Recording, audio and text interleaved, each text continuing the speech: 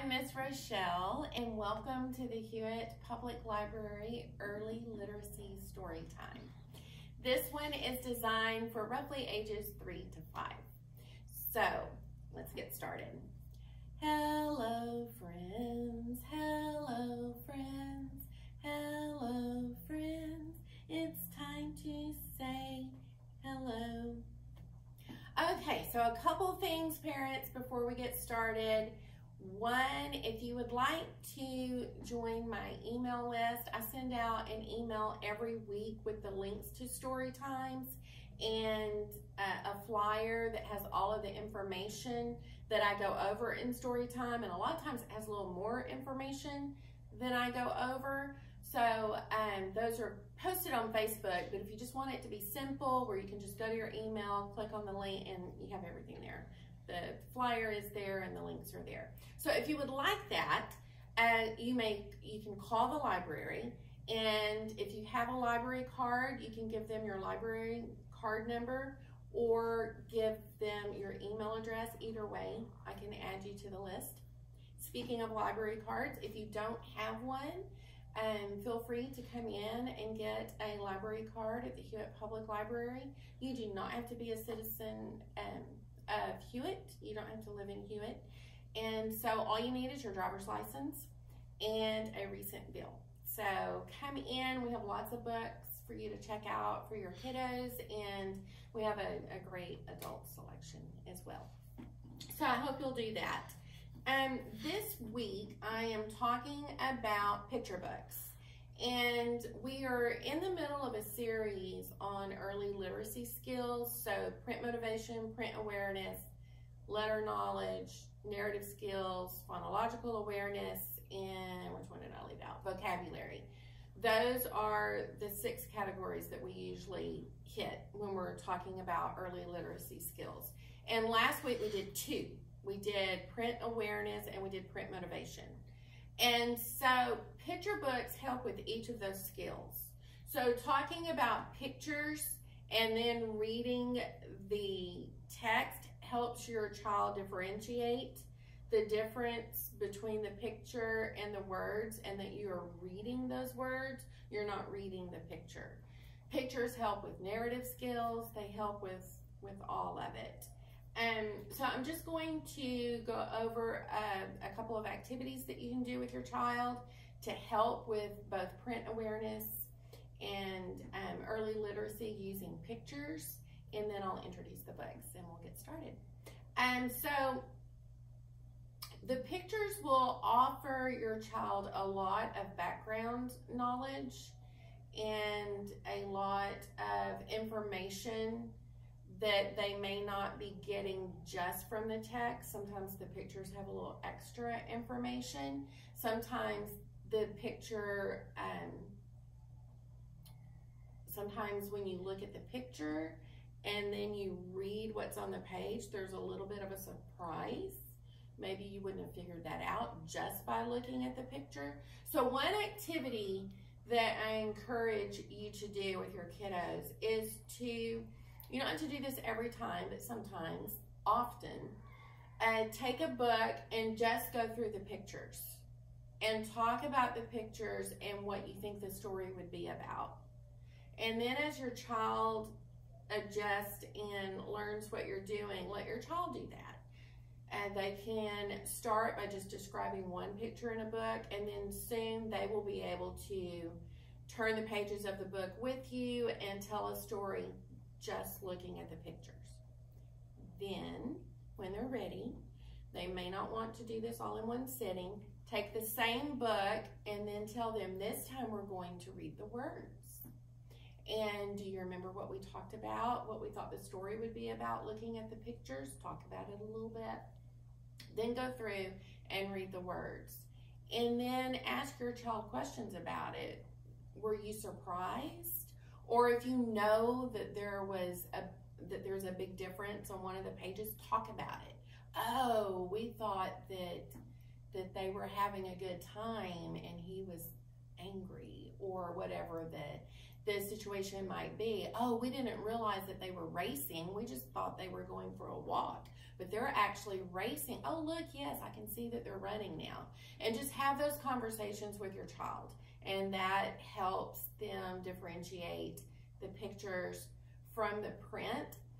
Also, teachers will later, as your child goes to school and your child starts reading chapter books and they become responsible for what they're reading and they're asked questions about it, teachers will say to your child, what picture do you see in your head?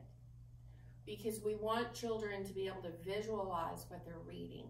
And so if they've had all that background with you talking about pictures, then this will help them see that picture in their head. So if you do read a story that doesn't have the pictures, later you will ask, so what do you think is happening? Draw a picture or describe what you think that picture would look like, because that will help the child. So those are just a few things about pictures. An activity that you can do, you can make lists or routines.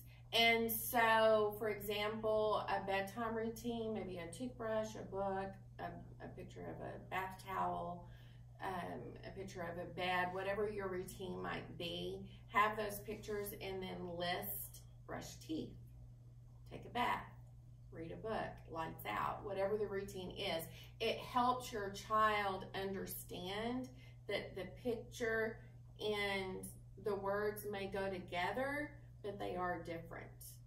And so that's one way to get started. And then that can build where you go on a shopping trip, and you can start simple. So maybe your child is going to get a book at the library. So this isn't a shopping trip, but a trip to the library. And so they draw a picture of 2 books and maybe, you know, write, I will check out 2 books. Let them tell you about it.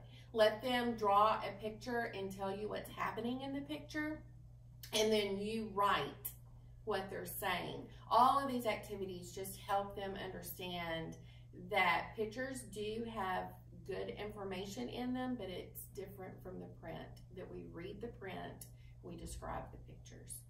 Just quickly, because I think I'll do a different segment on this, but as your child gets older and closer to kindergarten, you can ask more detailed questions about the pictures. So I noticed that he has a sweater on. I wonder why he has on the sweater. I noticed that he picked up an umbrella. Things like that will help your child gain information that isn't directly given, and help them understand, oh, they're wearing the sweater because they're cold. Oh, they have the umbrella because it must be raining. And later, 2nd grade, 3rd grade, children are going to be responsible for those type of questions from print, where it may state in the story that the character grabbed their sweater before they went out the door, and then a question might be, what is the setting? And they have to know that it was cold. So just things like that. So you can start asking those questions about the picture and have those conversations, and your child will thank you later, because that will help them build all of those wonderful literacy skills. So a quick introduction to the books that I have out today. Each book that I chose was chosen because of the pictures. There are a lot of detail in the pictures, and they help to tell the story by themselves. So I'm just going to show you one rather than go through each book, because it's the same idea for each one. So this one is That Pup, and he is looking for acorns, and it's just very simple. So your child and you can look at the pictures and begin to tell a story of your own, can begin to ask questions. What is he doing? And go through the pictures and do, as we were saying, telling that story so that then when you go back and read the story, you can talk about how was the story that we talked about with the pictures the same as the story that we read, and how was it different? And each of these books is just a good example of that. I have Amazing Autumn. It just is the day of a life of someone having a day in autumn, raking leaves, jumping in the leaves, those kind of things. Golden Acorn, a squirrel is on a hunt for acorns and forgets to care about friends and learns a valuable lesson about friendship. And this is about a shopping trip with Mama Bear and Bella Bear. And then we have Fall Friends in the back. But each of these books have excellent pictures to practice these skills of telling the story and then comparing and contrasting how it's the same and different from the actual story that you read. Are you ready for story time? Are you ready for story time? Clap your hands. Are you ready for story time? Clap your hands. If you're ready for story time, if you're ready for story time, if you're ready for story time, clap your hands. Are you ready for story time? Nod your head. Are you ready for story time? Nod your head. If you're ready for story time, if you're ready for story time, if you're ready for story time, nod your head. Today we're reading The Golden Acorn. Has a beautiful picture on the front. What do you see? I see a squirrel. I see a big acorn. I see a bird and a lot of pretty leaves.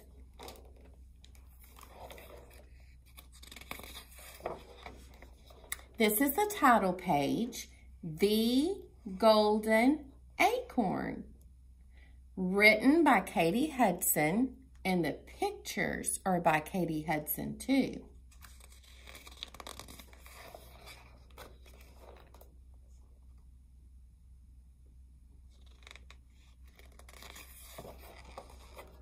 I wonder what this book will be about. What do you think? Do you think it will be about the squirrel? Look at this tree. It has a light in it. I've never seen a tree with a light in it. Have you? Oh, it has a mailbox and a door. It has a ladder and some shelves. What do you think is going to happen? Let's read and find out. So I'll start here. Squirrel loved being the fastest. She could fly through the trees faster than anybody and had the trophy collection to prove it. Oh, I see now. On the shelves, Squirrel has trophies. 1, 2, 3, 4 trophies, certificates, a picture of an acorn. Squirrel must live in the tree. Her most prized trophies were from the annual Golden Acorn Hunt. Only the fastest racers won the Golden Acorn, and Squirrel had taken it home the last 8 years. But this year was different. Oh, look at Squirrel running on her wheel. She has some notes. Stay fast, just keep running. She must be training for the big race. All those competing in tomorrow's Golden Acorn Hunt must do so as part of a team, Beaver read. Squirrel scoffed. But I'm the fastest animal in the forest. I don't need a team. But would love to be on your team, Squirrel, said Rabbit brightly. You? Squirrel looked at her friends. They really did not seem like race material. But Squirrel had no choice. The race was tomorrow. Maybe a little training would do the trick.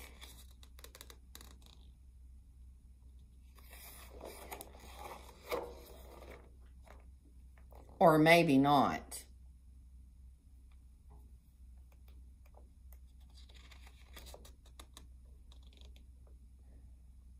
Squirrel has a stopwatch and a megaphone. I think Squirrel is trying to get her friends ready for the race. The 60th annual Golden Acorn Hunt. Start. The next morning, Squirrel gathered her team at the starting line. The Golden Acorn has been hidden. Ready, set, go! Whoosh! Squirrel was off, overtaking all the other racers, even her own team. Squirrel, wait! Her friends called. We've lost Tortoise. Ugh, Tortoise, huffed Squirrel, pacing back. Oh no, there's poor Tortoise. Squirrel grabbed Tortoise, plopped him back on the branch, and took off again, but not for long. Squirrel, wait, her friends called once more. We're all tangled up. Squirrel untangled her friends and was off yet again for about 10 seconds. You can't be serious, moaned Squirrel. Squirrel, wait, her friends called. Beaver is stuck. Oh, come on, Squirrel groaned. Squirrel just wants to win the race. Once Beaver's bottom was pushed free, Squirrel was off as fast as her feet would carry her, so fast that she didn't even hear her friends calling for her. Uh-oh. What's happening here? Looks like Rabbit might be about to fall.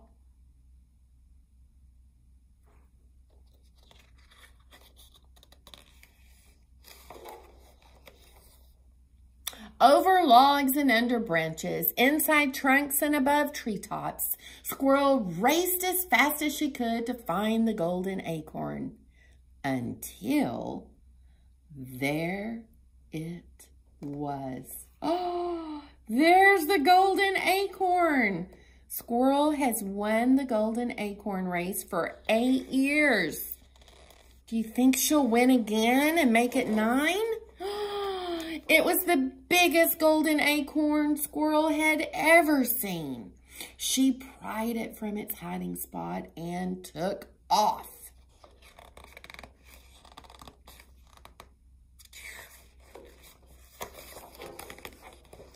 But the golden acorn was heavy, much too heavy to carry alone.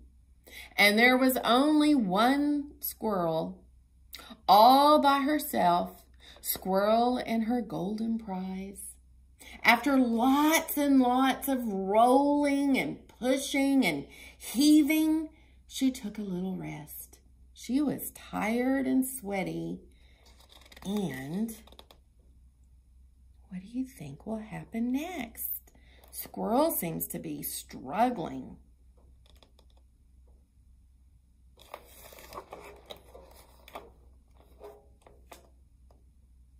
Squirrel was lonely.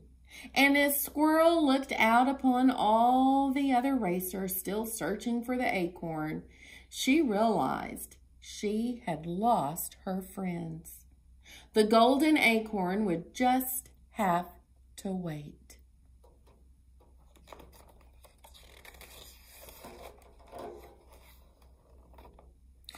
Whoosh!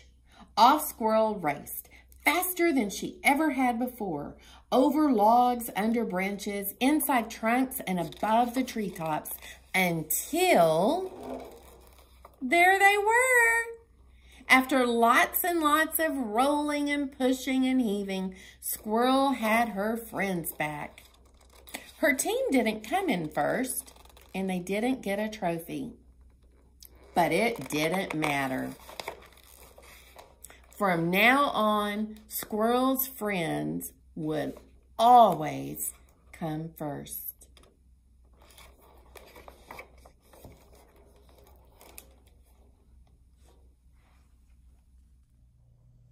I hope you enjoyed the story. Today we have 2 finger plays. Both of these have some interaction to do with the finger play, so I hope you enjoy it. The first one is about a little brown bear. A little brown bear went in search of some honey. Isn't it funny? A bear wanting honey? He sniffed at the breeze and he listened for some bees. And wouldn't you believe it? He even climbed trees.